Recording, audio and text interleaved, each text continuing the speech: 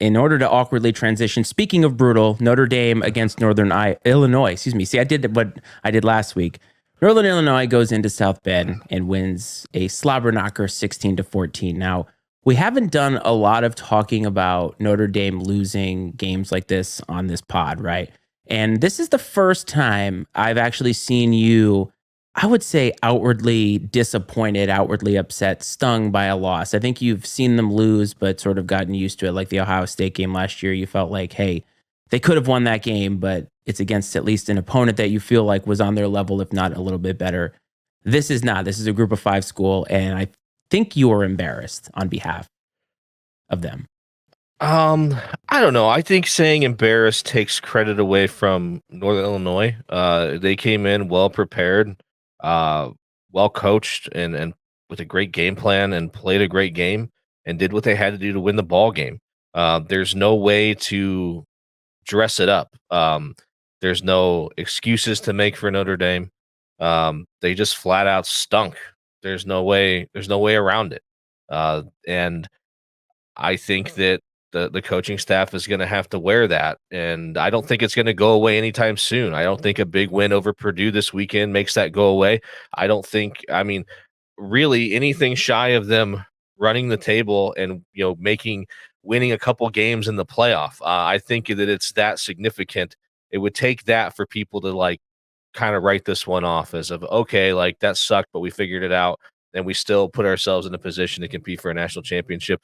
If that if that doesn't happen, if they lose this week to Purdue, for example, or next week to Miami of Ohio, I don't.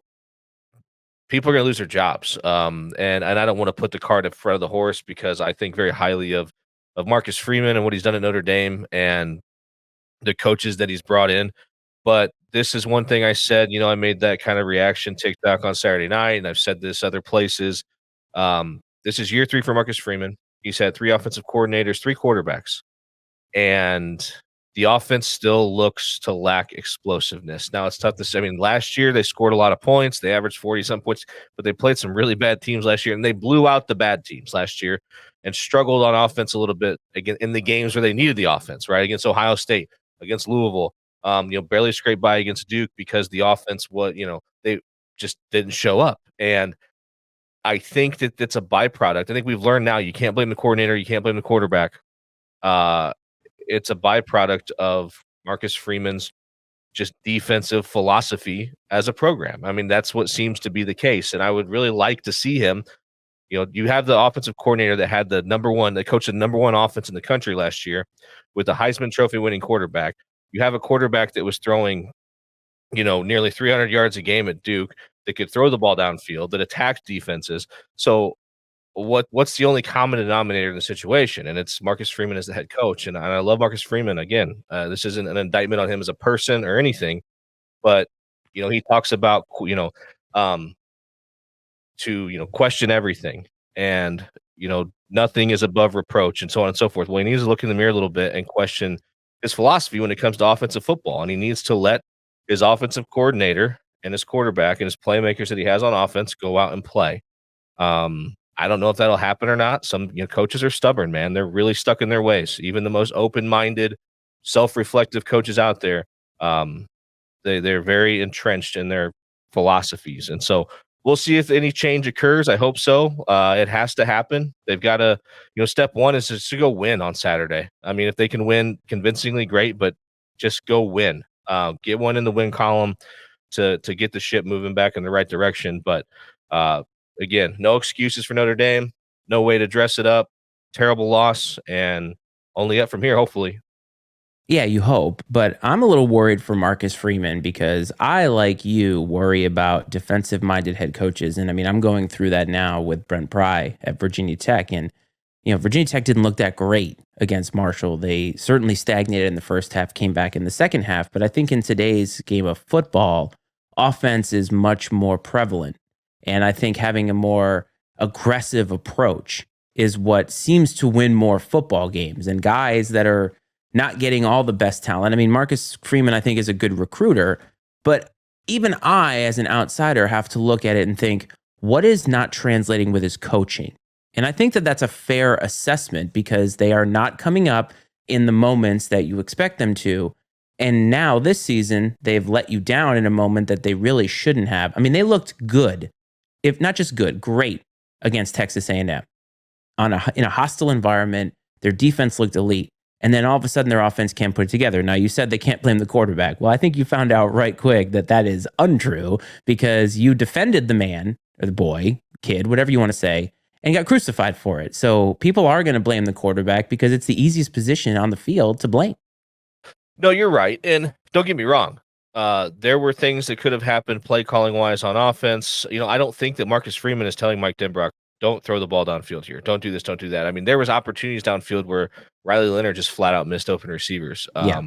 Or in week 1 against A&M, he was coming off his reads too soon. He was coming off a read before the guy became open. And I think part of that was great defensive line, great pass rush for Texas A&M.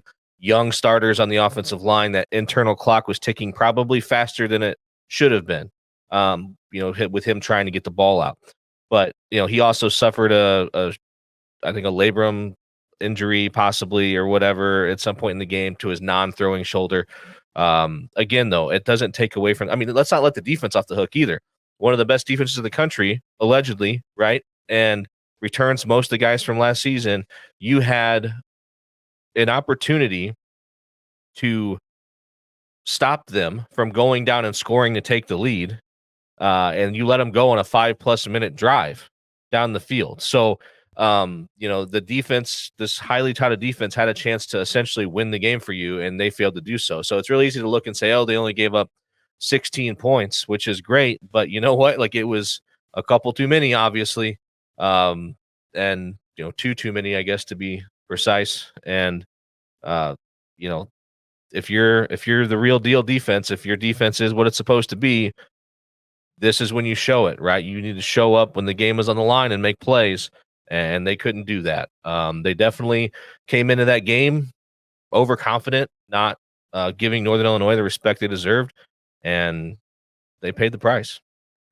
Let me tell you what, there is hell to pay in South Bend. And if they look good, if they blow up Purdue on the road, everybody kind of forgets it the more and more you win.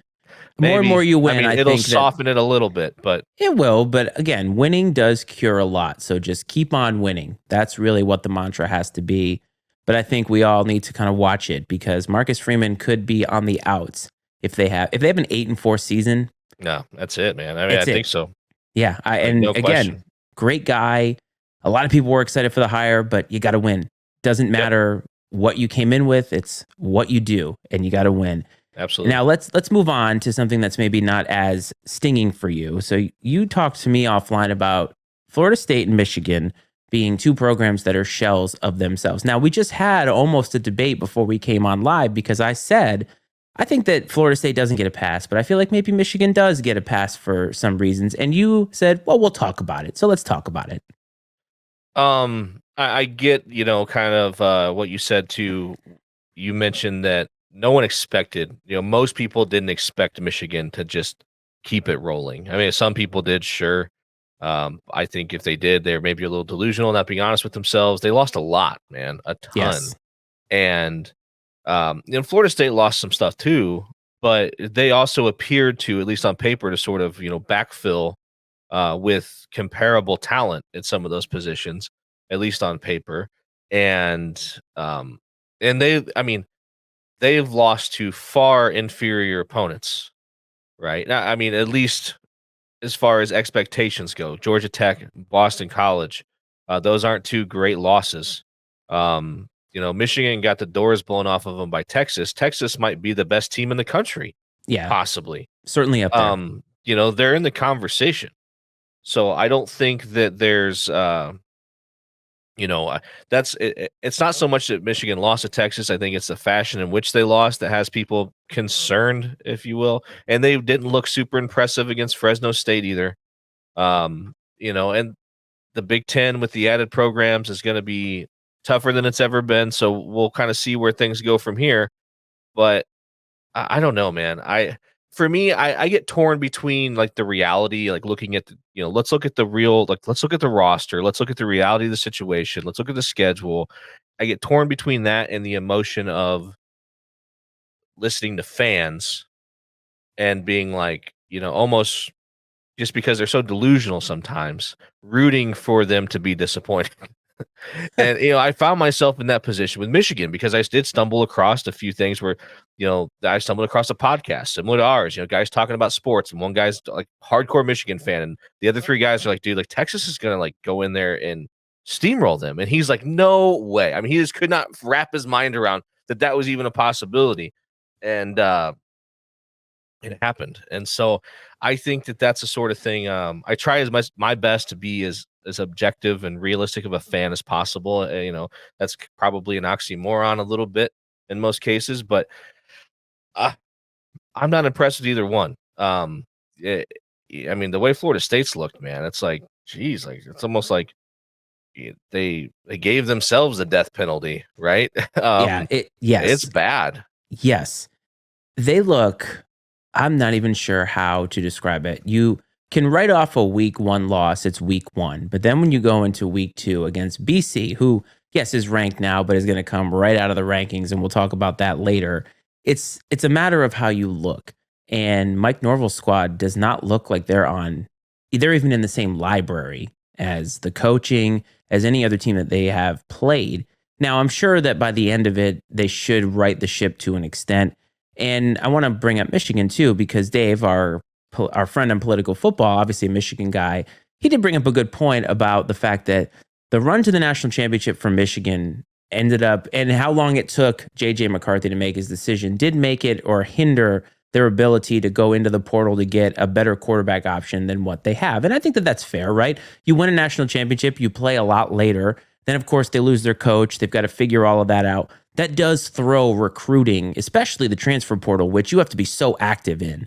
And it does throw a wrench into things. And then they lost a lot on their roster. And even talking to him that morning, he said, I'm a little bit ornery because I know Michigan's going to lose their first game or their first home game since like 2021 or something like that. And he's realistic about it. And I think it's okay. But I do want to ask you a larger question. Mike Norvell at Florida State, got to get it rolling. And I think that they probably will give him at least this year. And I think it's fair. But Sherrod Moore, what's the leash on him? Because obviously you don't want to be the guy to follow the guy. So I told you that I think that it's okay for them to have a subpar year compared to what they've done.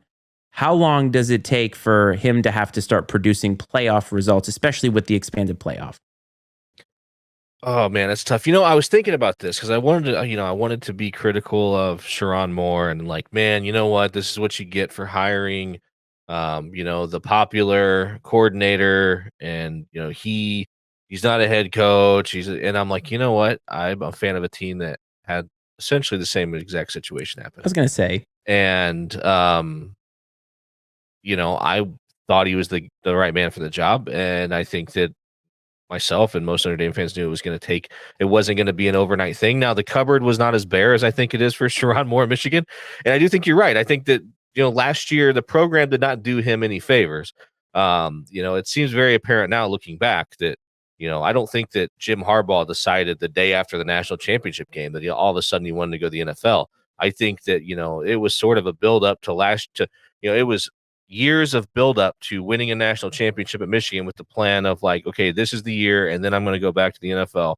And so, I'm not trying to say that he didn't put any effort into recruiting, but if you know that you're not going to be the one that has to deal with the fallout, I think it's only human nature to believe that you're not going to be putting the same focus and intensity into it as you would otherwise. And even just other members of the staff that knew they were going to be going with them, and so on and so forth. So I do think that the deep run, the fact that they knew that the staff and everything was leaving, obviously all the other crap that surrounded it, that probably ran some other people out of the program.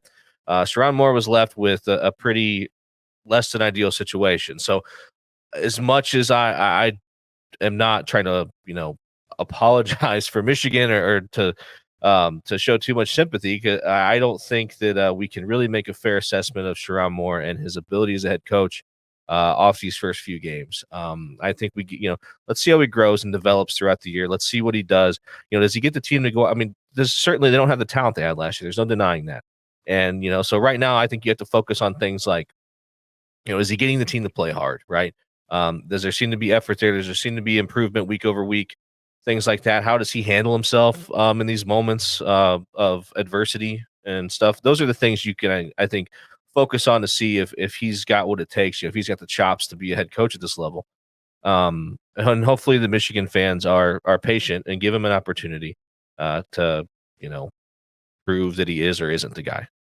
I totally agree. Let's see what his recruiting class looks like next year, right? Let's Yes. see what happens if they win 8 games this year, that's a hell of a drop off from a national championship. But at the same time, as you said, the cupboard's a little bit bare. That's something to build on, something to work on. And I think next year is when you can really make that judgment. Mike Norvell, I think, is in a little different situation where you almost go to the playoff, and then to look as bad as you have looked, he's got to get it together a little bit more quickly. But I still think that he survives the year, unless they're like 2-9, which I just can't fathom that because I think there's too much talent there. But it's going to be rocky road for sure at Florida State. But all this talk we talked about Michigan and all these players leaving. And I was looking at the scores, watching some of the games, and we talked about some of these games last week, but a lot of ranked teams, they've been kind of getting by with tougher opponents. And I've noticed that a lot of these group of 5 schools, or even some of these lower end Power 5 schools, are really giving these top 10, top 15 programs a run from their money. I mean, Oklahoma, another close game. Oregon, I said that was going to be close against Boise, I believe. Oklahoma State, Arkansas, that was a great game. Went to overtime. Mike Endy and the boys get it done. Kansas State has to go on the road and play a really game Tulane team.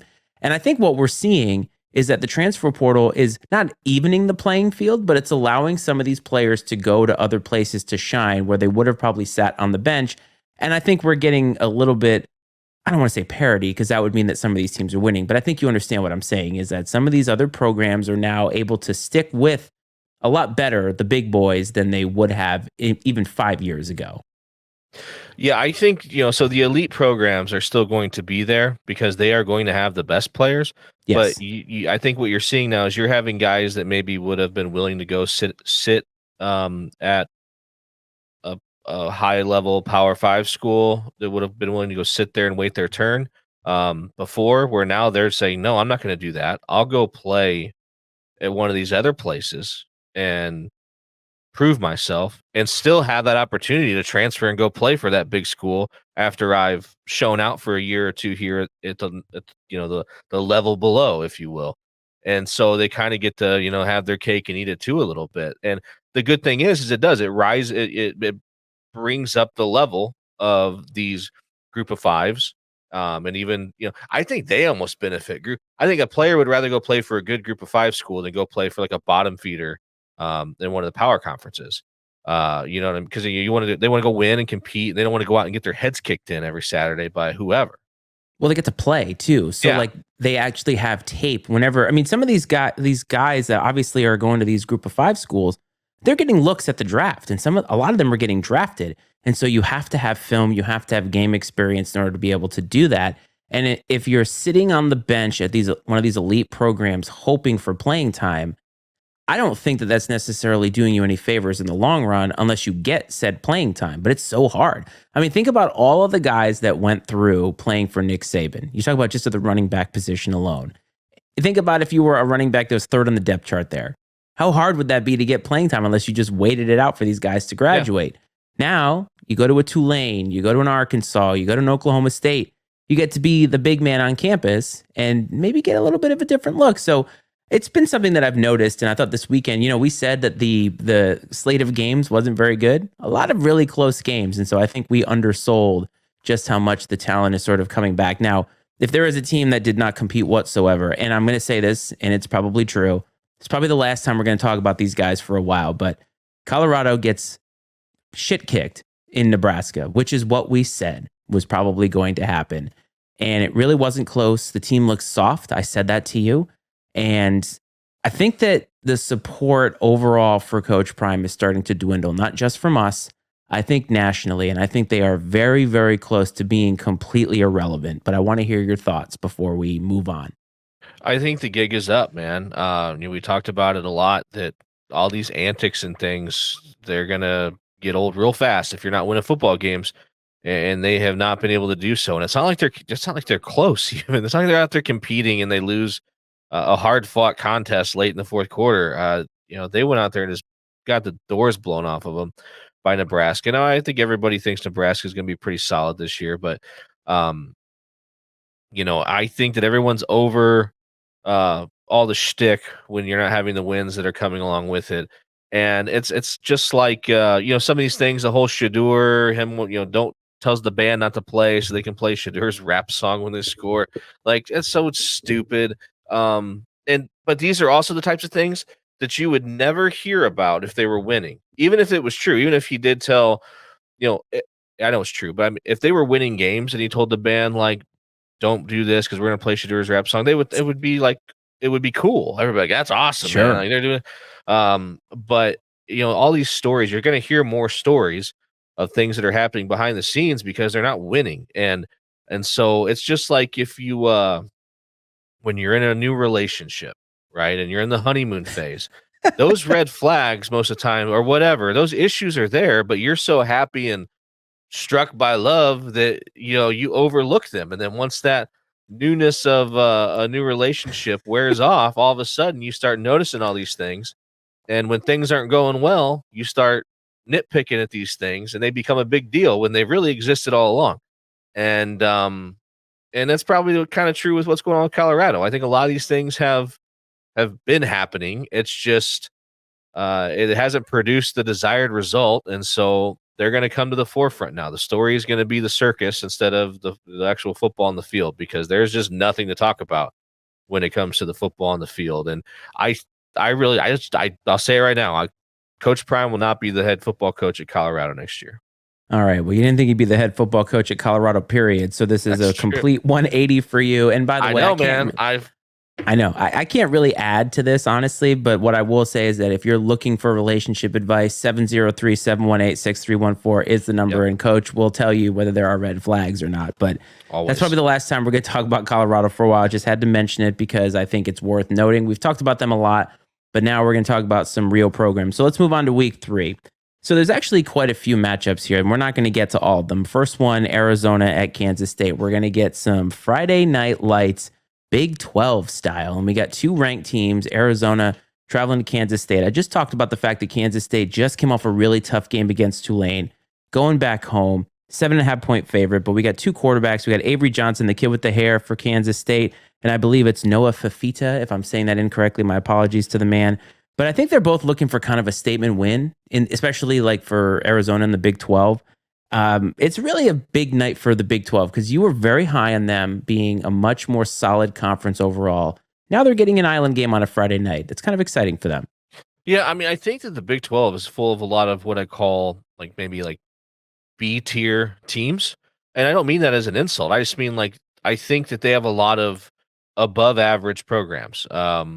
And they do kind of lack an elite front runner a little bit this year, but I think I think that it's fair. the group that is near the top, I think the top half, the top 2/3 of the Big 12 are really strong.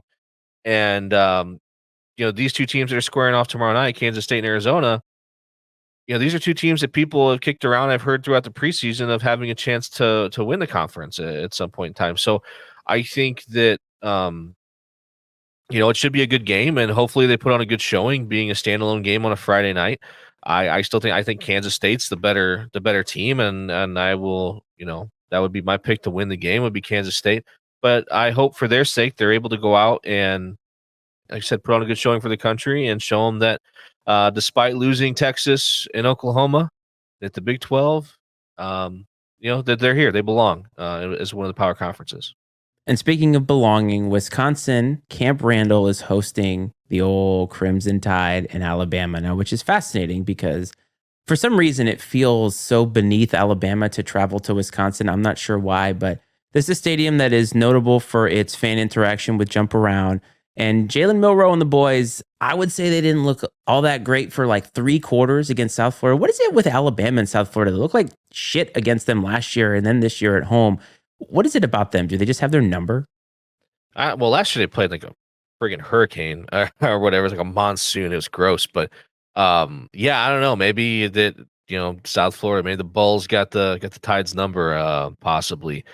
But they ended up putting a big number up there and making it look good in the end. Yes. And I'll say this much: a lot of people would give the SEC crap for not traveling on the road to play a lot of these other power conference teams. And I feel like you're seeing more of it here lately. And I kudos to the SEC, man, for taking the show on the road. And they're like, we're tired of hearing you guys whining up there in Wisconsin or Michigan or wherever. So, that's fine. We'll just come there and kick your ass too. And so I give them credit for doing so. I wish that Wisconsin was better and they were going to be a more formidable foe, but I don't think that's going to happen.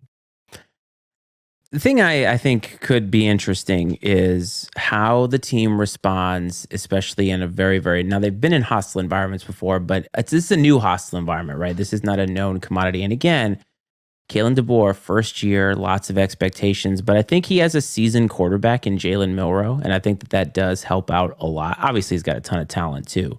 But I could see this game being one of those where Wisconsin kind of wears them down for 3 quarters, and then Alabama finally comes out on top, very similar to the way they looked against South Florida. And it would be more understandable because it is on the road. But I think it's fascinating because it's a matchup that you don't see very often. You don't see Alabama really mess around with a lot of these Big 12 programs. And so I think that's why I circled it on the calendar. I want to see how they look against the team that wants to lull you to sleep.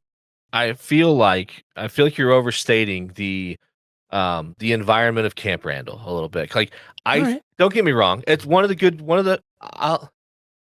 venues in college football. One of the better traditions in college football to jump around. But when we're talking about Alabama, and you're talking about going to Death Valley at LSU, going to Auburn and the Iron Bowl, going to the Swamp, going to play between the hedges in Athens, and then Camp Randall. I mean, hey, you know what? If Wisconsin takes care of business or they cause problems for Alabama because those people are so wild and crazy, come at me next week. But I just don't think it stacks up, man. I think there's only a couple environments in the Big Ten that would stack up, and that would be, the Big House when Michigan's good. I think obviously the Horseshoe, and then now with Oregon, and then of course Penn State, especially if it's a whiteout or something like that. But Wisconsin is definitely a mid-tier environment, in my opinion, as far as being hostile, if you will. People in Wisconsin are so nice. They'll probably all be hammered. They'll have that going for them. But that's what matters. We'll see. That's what matters. But hey, when I'm right next week, I will make sure to have as many people from University of Wisconsin as possible tune into the show so they can tell you how they feel about you. But speaking of teams that aren't worth the money or the paper that their money is printed on, the Boston College Eagles and Tyler Budge, who continues his revenge tour all the time against them, still feels that they're fraudulent. They're traveling to a real big boy now. They're traveling to Mizzou. They're 17-point dogs on the road. They're ranked for the first time in I don't even know how long.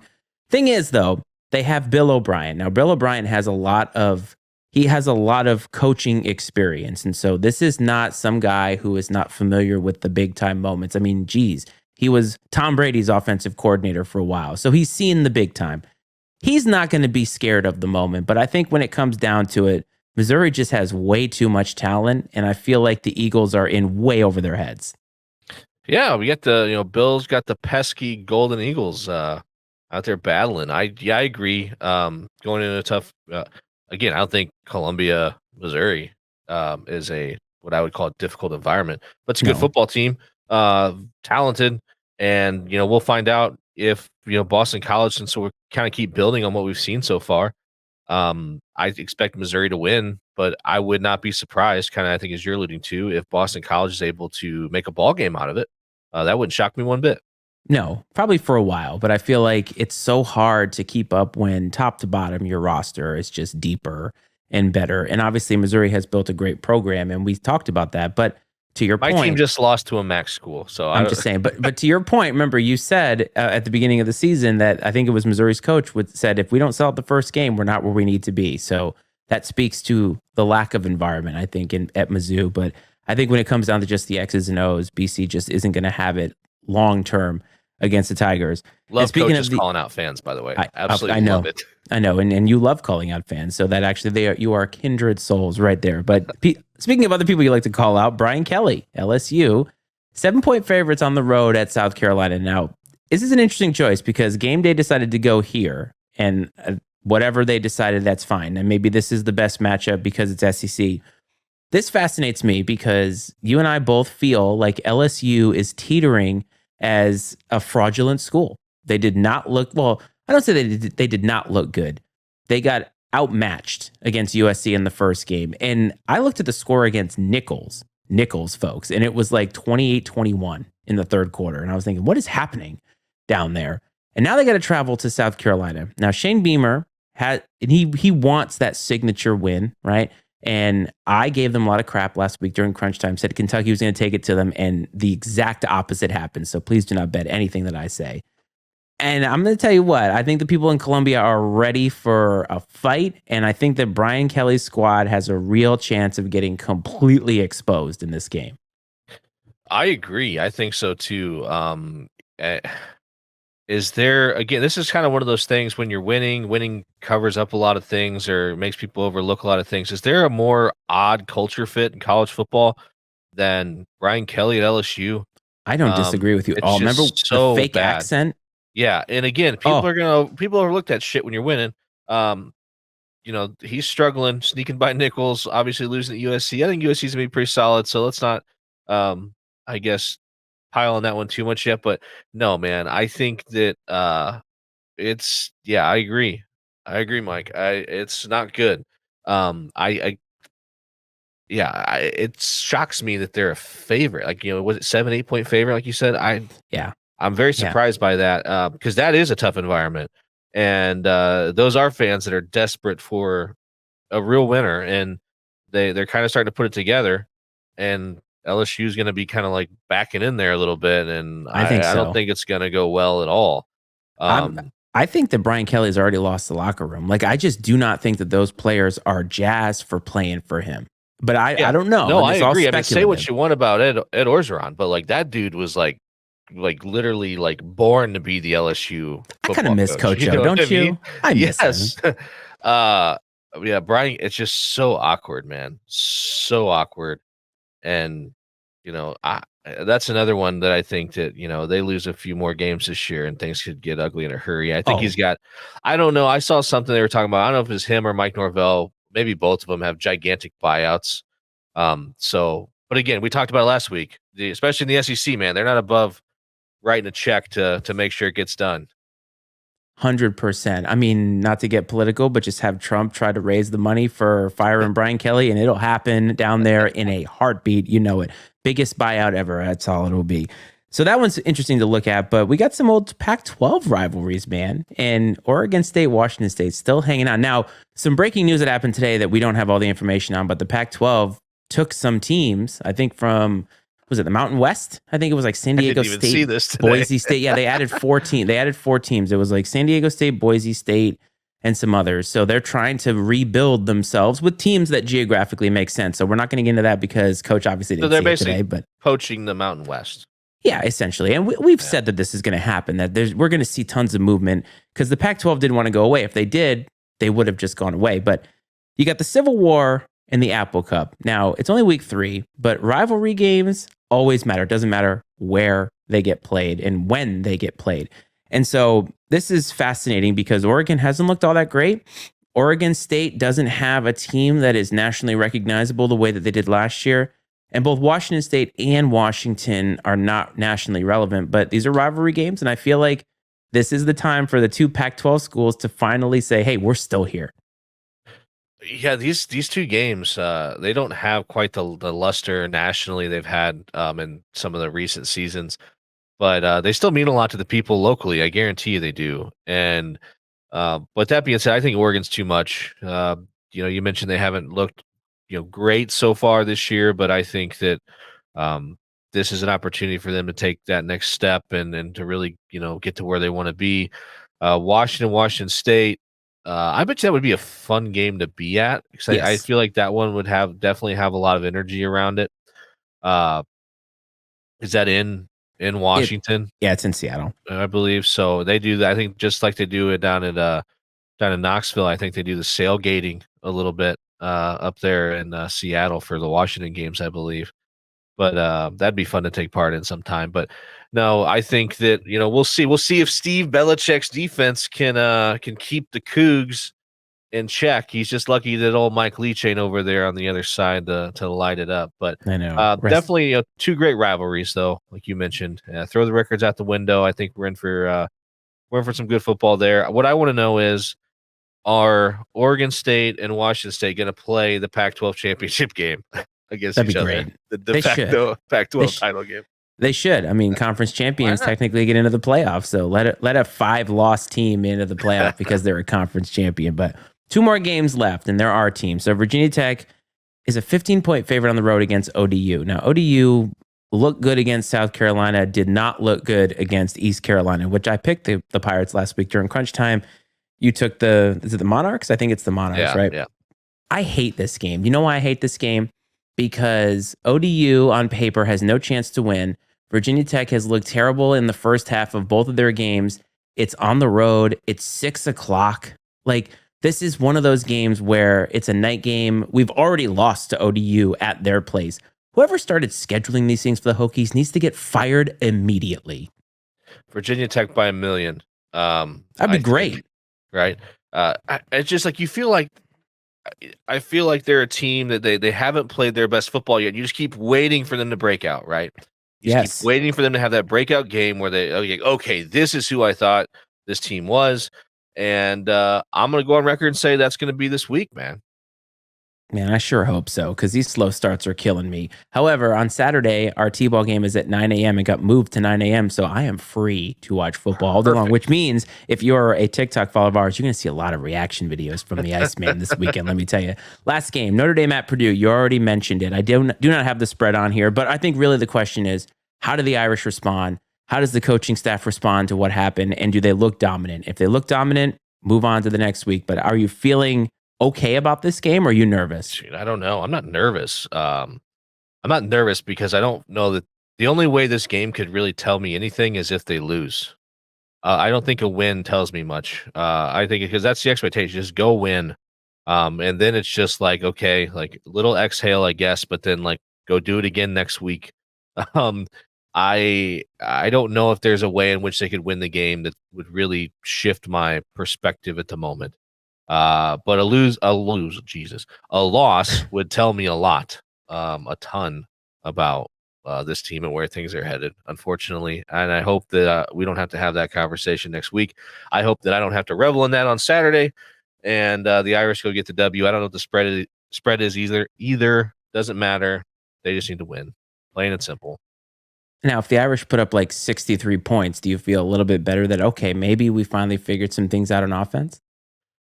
Maybe. If they go out, and especially if they go out and throw the ball downfield and they appear to be attacking on offense, I will feel more optimistic. But again, they kind of sort of did that last year against inferior teams.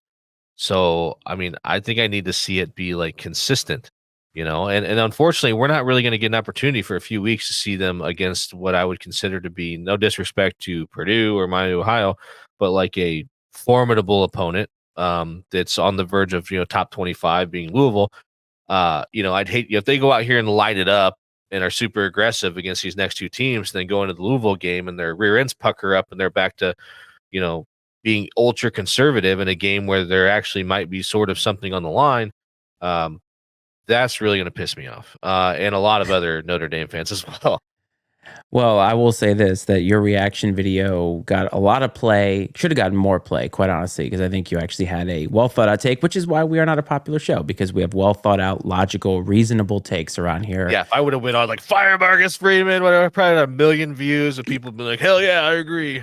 I know, and you should have done it, but maybe you'll get a chance to do it after this weekend against. But let's hope not. Don't put that on me, man. But look, there's a lot of games coming up in the college slate this weekend. We obviously didn't get to them all, but if you have an opinion or a game that you think is going to be good, or you want to let us know what you think about our opinions, don't forget you can call 703-718-6314 is the number. And